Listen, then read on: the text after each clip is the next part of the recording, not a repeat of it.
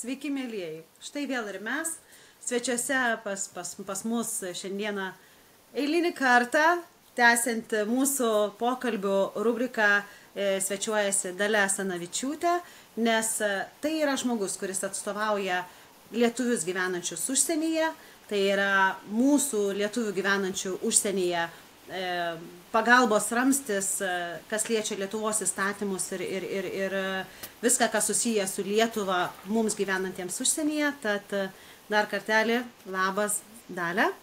Labas Sandra, sveiki visi, kurie žiūri ir klauso. Šiandieną tema yra diplomų įvertinimas. Iš tikrųjų, Dalia, apie šią temą aš nieko nežinau, tai tikrai labai klausysiu užpūtusi akis ir aš tikiu, kad įneši ne tik man, bet ir daugeliu žmonių informacijos, apie kurią mes nelabai žinome. Kas tai yra apskritai? Na, čia toksai mistinis dalykas, bet ir ne visiems reikalingas. Bet pasirodo labai svarbus tam tikros kategorijos diplomų turėtojams, kurie grįžta į Lietuvą. Ir iš tikrųjų per tuos keliarius metus, per 4 metus į Lietuvą grįžta daugiau Lietuvos piliečių negu išvyksta. Apie 24,5 tūkstančio grįžo daugiau ir pasiliko Lietuvos piliečių, tai matom tą grįžtamą emigraciją, iš Jungtinės karalystės nemažai grįžta.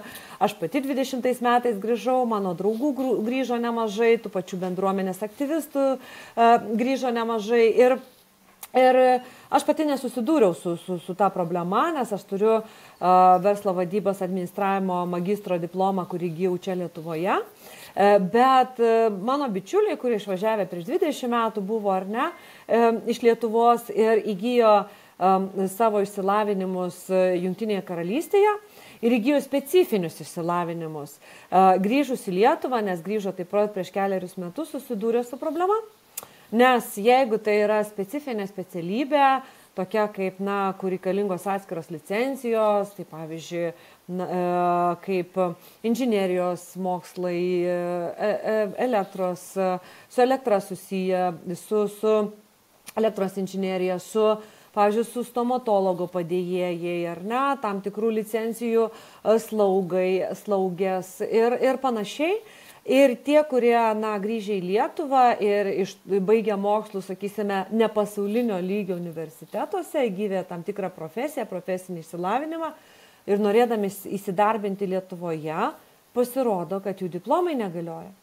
Ir žmonės, kurie krimto mokslus Jungtinėje karalystėje, dirbo pagal specialybę ir tikrai uždirbo nemažus pinigėlius, grįžę į Lietuvą susidūrė su problema, kad jų diplomai negalioja, jiem reikia specifinių dar licencijų čia išlaikyti ar ne, nes, sakysim, pavojingas gyvybei darbas, pavyzdžiui, su elektra ar su kažkokia tai įranga ar ne specifinė, ir jų diplomai pas mus negalioja, neužskaitoma, negali įsigyti tų licencijų, negali ekstra išsilaikyti kažkokiu tai kursu, tam reikia vėl baigti mokslus iš naujo Lietuvoje.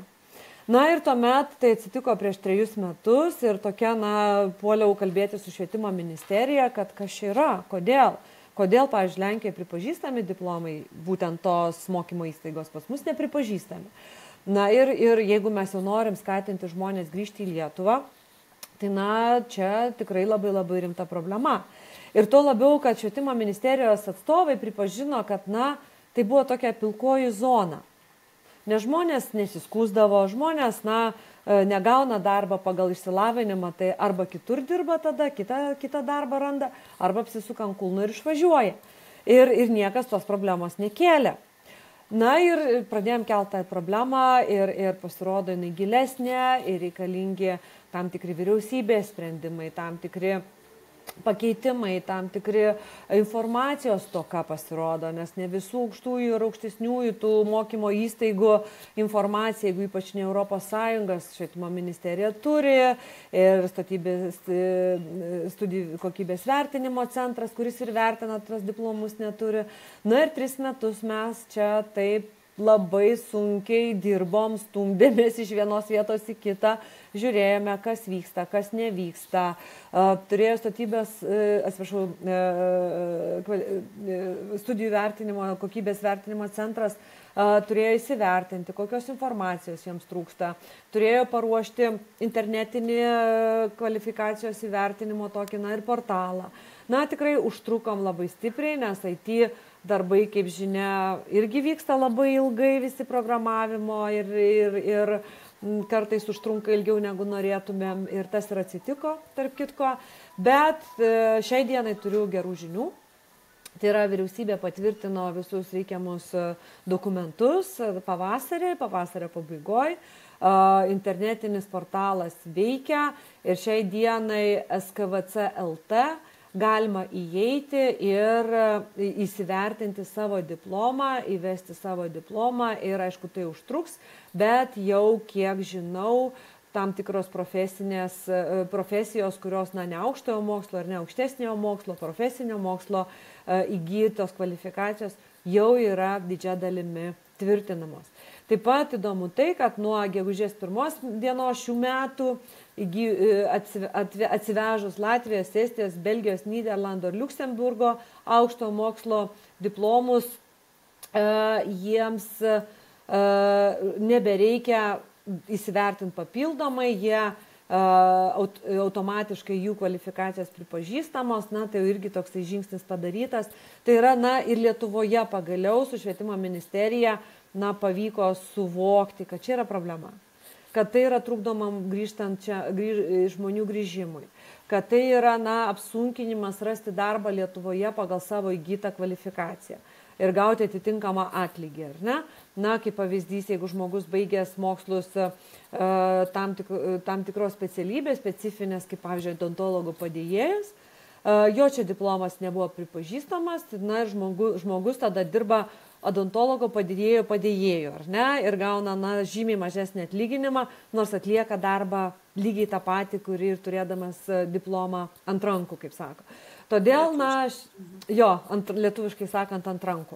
Tai dėl to tikrai aš labai džiaugiuosi, aišku, dar čia viskas tikrai labai šviežia, keli mėnesiai ir prašau tų draugų, kurie grįžo ir negalėjo įsivertinti, kad jie vėl pabandytų praeiti visą tą ratą ir pažiūrėti, kaip tai veikia, bet tikrai dabar jau tos bent jau teorinės galimybės yra, žiūrėsim, kaip praktiškai tai įsigyvendina, bet tai vienas iš tų dalykų, kuris tikrai buvo sunkiai siekiamas, bet panašu, kad pavyko ir tikrai raginu žmonės, kurie jau grįžę, kurie turėjo mūsų klauso ir turėjo tų problemų, bandyti iš naujo skvc.lt, įsivertinti savo diplomus, savo kvalifikacijas ir vis dėlto, jeigu nepavyksta, negaliu aš kalbėti taip jau, žinot, optimistiškai nepamatuotai, nors tikrai turiu daug optimizmo, rašykit, sakykit, rašykit, kad neveikia, kažkas neveikia, tai kol dar yra keli mėnesiai laiko iki tam tikrų politinių ciklų mainimosi, kol aš tą galiu daryti, tikrai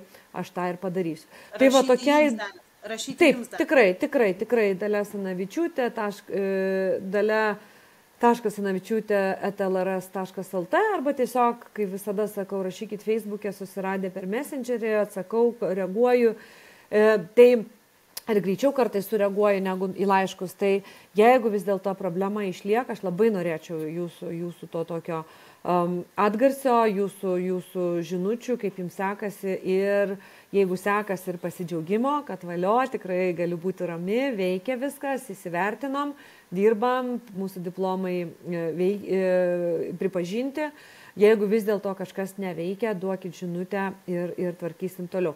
Bet tikrai noriu pasakyti, kad darbas milžiniškas atliktas, su švietimo ministerijos viceministrė džiaugiamės, kad visi vyriausybės potvarkiai patvirtinti, visi reikalingi laipteliai praeiti, tie biurokratiniai, kurie dėja, bet turi būti praeiti. Sandra tikriausia nemažiau už mane pati žinai, kaip sudėtinga to biurokratiniai raizgaliniai susigaudyti, bet bent jau iš tos biurokratinės pusės sprendimai padaryti. Dabar, iš praktinės pusės laukiu, kada jau žmonės pasidžiaugs, kad viskas tvarkoja, įsivertinom, arba kad žmonės, sakys, nepaeina, nepavyksta, kažko trūksta.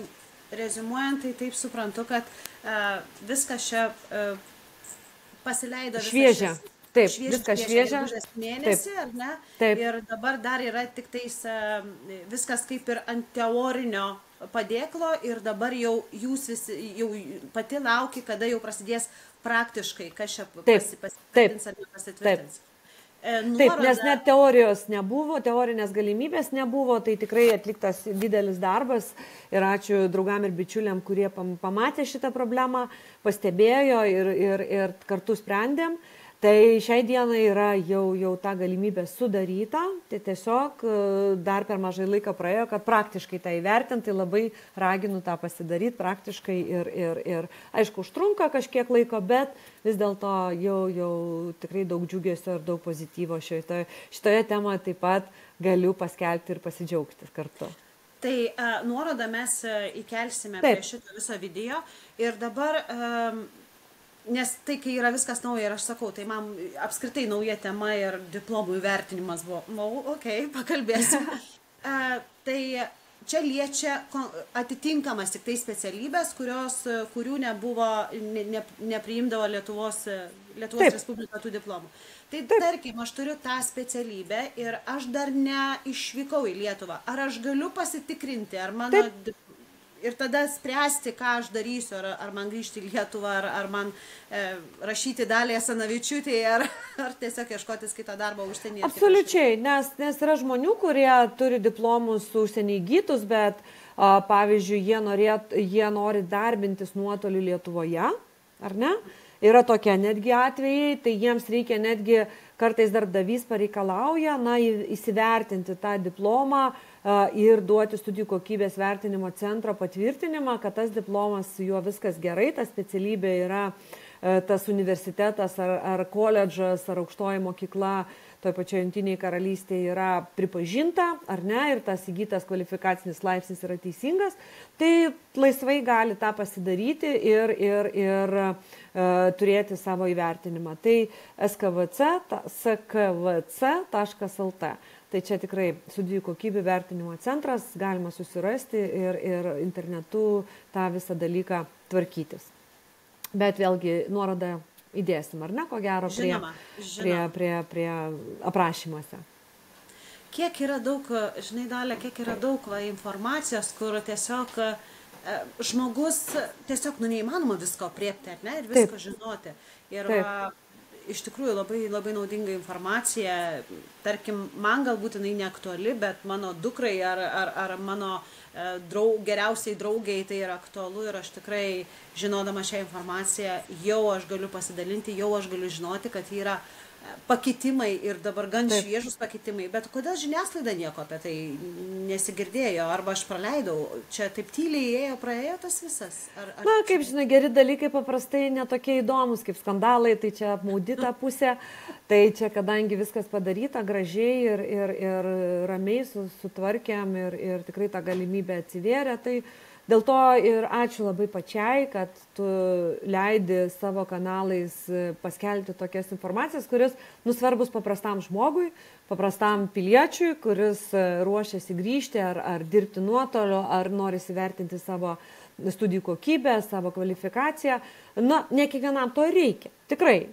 Problemų nėra tiems, kurie baigė mokslus čia, išvyko, grįžo ar ne, bet tie, kurie arba turi specialybės, kurios nereikalauja specifinių kažkokių tai vertinimų Europos Sąjungai, ne Europos Sąjungai, bet yra tų specialybių, kur tikrai tokios specifinės, kur reikalinga grįžus tam tikros licencijos, tam tikri sertifikatai, tai tam svarbu.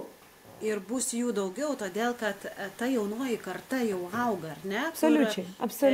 Taigi į Europos Sąjungą įstojom 2004 metais ir dabar tie, kas išvykę, jų vaikai užaugo ir studijos ir tai aš manau, tai tik didės tas ratas žmonių, nes yra kas nori grįžti į Lietuvą ir baigė čia mokslus, nes čia užaugo, nebūtinai Anglijoje, aš turiu omeny užsienio šaly užaugo, baigė mokslus ir čia labai didelis darbas, bet kodėl jisai taip tyliai, kodėl nieko arba aš kažką paleidau, aš nežinau, bet aš tikrai... Nu, dėl to, kad neaktualu buvo, aš galvoju, žinai, pačiai neaktualu ir man tikrai neaktualu, bet kadangi draugai grįžo ir susidūrė su ta problema ir tada, na, aišku, tapo, kad čia tikrai yra problema, ne vienam, ne dviem žmonėm. Ne tūkstančiam galbūt, bet tikrai kažkiek tai žmonių susiduria su šitą problemą, tik jie tyliai ramiai nesiskundžia, apsisuka ant kulnų ir išvažiuoja, arba dirba kitą darbą ir tiek, arba baigia mokslus čia Lietuvoje tada ir taip pat, nu, ieško išeičių. Na, tai to palengvinimo dabar bus ir tikrai daugiau vilties atsiranda žmonėm, na, nesusidurs su tokiais vargais. Tai tikrai labai labai svarbu tą žinoti, svarbu žinoti, kad yra padarytos priemonės, yra paruoštos ir naudokitės. Ir jeigu kažkas, dar kartą sakau, nepavyksta, būtinai rašykit, sakykit savo pastabas ir turėsim tikrai dar kur tobulėti ir turėsim kur tvarkyti. Nes, neklysta tas, kas nedirba, ar ne? Ir visada yra dalykų, jeigu darai, visada yra pastabos, konstruktyvos pastabos reikalingos tam, kad, visada žinotum, kur taisyti. Miela Dalia, nemažai nuveikėt per 4 metus. Šiek tiek. Nemažai nuveikta. Nemegojate, ar ne? Seimo salėje, kaip mes čia dabar kalbam, ir tas padaryta, bet kiek mes daug visko nežinome. Ir dar sekančiose pokalbiuose, patikėkit manim, kiek dar bus naujienų, kas yra padaryta, kas yra paruošta padaryti. Taip. Ar ne, Dalia? Tikrai taip, tikrai čia dar ne viskas. Čia tokie svarbiausi, gal didžiausi dalykai, bet yra dar ir tokių smulkesnių dalykų, kur čia visko ir neiškalbėsi. Meskim intrigą. Na, Teisės, pavyzdžiui, vairuotojams yra reikalų. Kokių reikalų pakalbėsim kitą kartą. Taip, kas čia bus su tom vairuotojų teisėm? Taip, teisingai. Ačiū labai Jums, Dalia. Ačiū labai, Sandra. Kas klausėte, kas žiūrėjote ir iki kito susitikimo. Iki kito karto ir iki. Ačiū, Sandra. Ačiū visiems. Ate. Ate.